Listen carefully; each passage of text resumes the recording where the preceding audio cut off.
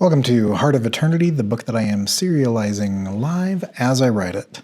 And this chapter is a follow-up to chapters 8 and 11, The Accountant and The Accountant at the God of Time. And like most of these chapters, they're kind of standalone, but you get slightly more context by reading those two first. So links to those in the description. What are you doing with your fingers? Louis John asked as he sat idly, spinning the office chair back and forth. Beethoven. It helps me think. Okay, so before I arrested you, you said something about mushrooms and baby brains? What were you going to say? So I am arrested. Yes, I think so, yeah. And you're an FBI agent? Yes. Why were you talking about mushroom brains? No, baby brains or mushroom computers. It's one or the other. What is? The future. Is it possible for you to explain it all without me teasing every detail out of you? Asked Agent Cussler. He was getting flustered. No, he was currently flustered, and getting more so. This man was sitting in his chair. He didn't know where his pens were, and he had no idea what was going on in this conversation. Yeah, sure. Do I get a phone call? I don't know who I'd call, though. Yesterday I probably would have called you, because yesterday I didn't know you were a Fed. Mr. John, you've seen the future. Somehow you can control slipping and retain your future memories. Please tell me what you were going to tell me. Oh yeah, my big score. I don't think I can keep slipping because it hurts more each time, and I'm starting to think it's doing damage or something. So I was thinking of one big investment, and then I'd get out of the game. But when I slip more than 10 years into the future, there are two futures, baby brains and mushrooms. Sometimes it's one, and sometimes it's the other. Agent Cussler gestured in what he hoped was an encouraging go on or continue gesture, but just looked like he was working a kink out of his wrist. Louis continued anyway. So I don't know which one to put my money in. From what I gather, knowing the future changes the future, right? That's why scientists are curing all of these diseases really fast and whatnot. I mean, if they loop hack their research and cure some disease that was supposed to kill some guy in the future, then the future's different. Like that guy doesn't die now and keeps living and keeps doing stuff. Any stuff he does would change things. Any stuff anybody does that would have died if the scientist hadn't loop hacked changes stuff. Louis trailed off, having slightly confused himself. He was getting a headache.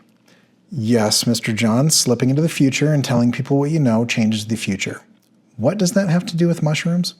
Oh yeah, so in the future, we either end up with a system of networked living computers in a kind of fungus slurry, or a system of networked organoids in a nutrient-rich solution, or something. I don't really understand it. I memorized some of that, but I'm a little fuzzy of the details. Organoids? Yeah, that's what they call baby brains. There's this big debate on whether they're alive or ethical or whatever. Organoids are like clusters of human brain cells that we use as supercomputer processors. I prefer the mushroom computer future because they don't have the breeding and harvesting factories in that future. I don't know, just seems weird. The fungal sacs are weird too, but more because they smell a little and they're wet, and less because they're made from little kids. I mean, they claim that they're not taking parts of the brain that they'd need, but I don't really trust them, you know? Most of the donor kids grow up to be day laborers. That can't be a coincidence, right? Louis John was speaking so casually about such groundbreakingly horrific things that Agent Cussler needed to sit down, but Louis was in his chair. Mr. John, may I have my chair? He was frustrated with himself for asking permission to sit in his own chair, but nothing that was happening today made any sense. Abe Cussler was used to the casual disrespect from his coworkers, but usually civilians respected him as an FBI agent. Louis John was just not? Yeah, no problem, Bob, Louis said as he got up. Okay, so he stopped the chair from spinning, sat down, and ran his hands over his pants to straighten out the wrinkles. Mushroom computing seems less horrific. Yeah, Louis continued, and it's kind of cool too. There are these trays of wet algae that run along the side of the roads, and all these little kiosks near train stations where people replenish their personal networks. Everyone has a little mesh sack of this swampy stuff we wear in the backs of our necks. They melted a bunch of people's brains at first, but not anymore. What?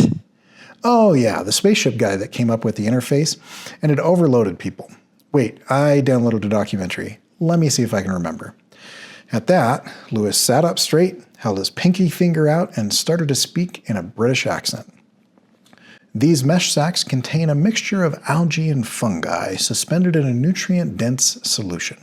The standard pack contains 512 exabytes of data, while some of the more advanced wet sacs can hold 3.5 yottabytes. But everything bottlenecks at the human brain.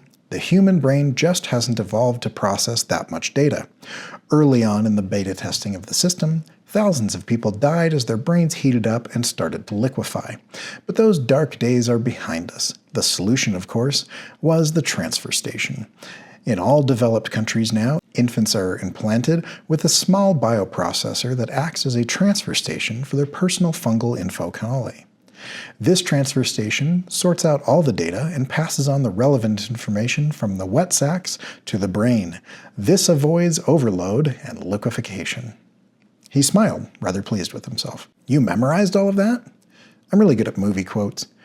Who is the spaceship guy? The dude who built the ship that went and solved the time crisis? Oh wait, nobody knows about that yet. And it only happens in the mushroom future, not the organoid one with the baby brains. Actually, that's another reason I like the mushroom future better. In the other one, the world kind of ends, or not ends, but like society kind of falls apart and stuff. So I'm thinking, if I go find the dudes doing the mushroom thing and give them a bunch of money, I'll stay rich and girls will want to live with me, and maybe we can avoid the New York tribes enslaving northern Florida and stuff. Abe Cussler took a deep breath. Conversing with an idiot was exhausting. This man had the key to saving all of humanity and was hung up on having enough money to continue to hang out with models and actresses.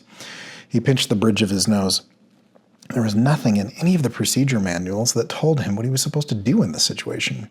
Agent Abe Cussler was a forensic accountant. He loved reading history, biography, and textbooks.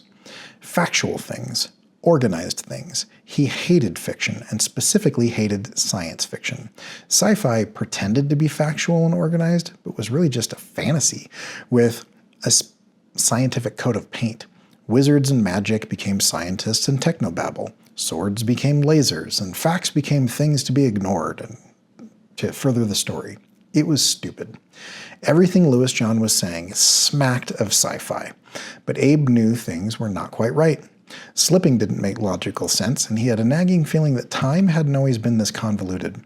Something was wrong, and this was the first piece of evidence that actually explained how an idiot like Louis John could work the financial system so well without any insider information or market manipulation. It was sci-fi in real life. He hated everything about it, and to make matters worse, he had no idea where his 3 pens were. This was chaos. All right, Cussler said as he quickly stood. We're going to the stationery store, and then we're going to visit an old professor of mine. If you want to read the rest of this, you can go to CoreyKerr.com/book to subscribe to make sure that you get notifications, or just read it there. And you can read, watch, or listen to any of these chapters as I do this video with each one. If you're interested in some of these types of things, there are actually 2 different types of computing systems that are called Wetware that they're kind of like working on right now. And one is based on organoids, which are human brain cells that live in this nutrient-dense solution, and one is kind of less horrific. It's like fungus that kind of grows, and it tracks different things and maps out stuff. Anyway, so fast forward into the future, and that's possible. Anyway, if you like this, like and subscribe, do all that stuff. Appreciate it. I hope you guys have a Merry Christmas and a Happy New Year, and we will catch you guys next time. Go make stuff.